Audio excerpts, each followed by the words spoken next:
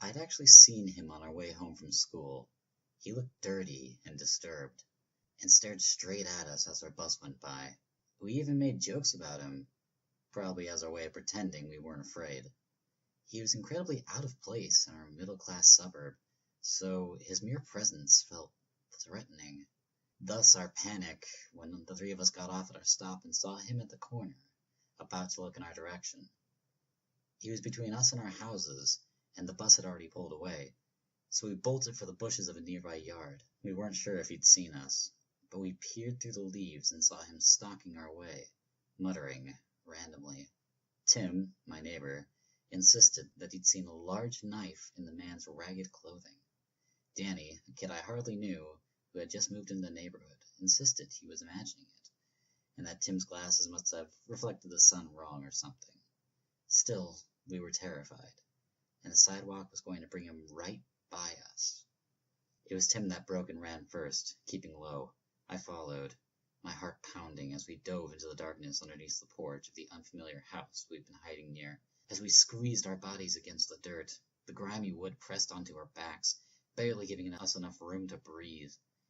From our hiding place, we could see the disturbed man turn into the yard in front of us and begin searching around, hitting the bushes, muttering angrily. I realized then that Danny wasn't with us, but I hadn't seen where he'd gone. Tim had lost his glasses back in the bushes, and he had just huddled up in the shadows next to me in the near-blind terror. We stayed there in silence, waiting. Every so often, whenever I almost thought it was safe to come out, the footsteps would creep across the wooden porch above us. Tim almost sneezed once, but I covered his mouth and nose in stark fear. We waited there so long the tone of sunlight began to change. We hadn't heard the man searching about in a while, and I was just getting ready to peek out when the footsteps clattered and a thud hit the wood directly above us. A split second later, Danny's face appeared in front of us, upside down, and he looked at us through the lattice. A look of shock and surprise crossed his features at finally finding us. He whispered something, but I couldn't hear anything. He seemed to be saying, "Come closer."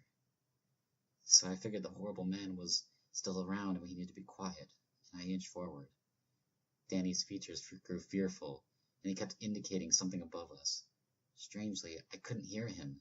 His eyes seemed to dim, and I inched forward just a bit more. I froze for a moment in horror, and then backed up.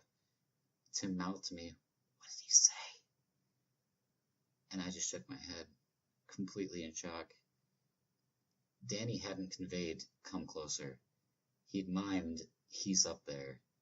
The drifter was unknowingly sitting up right above us, waiting, because he knew we had to be somewhere in that yard.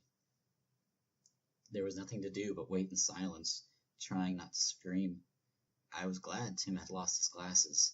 I lay there as darkness descended, waiting in unwavering terror, and trying not to feel the glassy stare of Danny's severed head as it rested on the grass a foot away.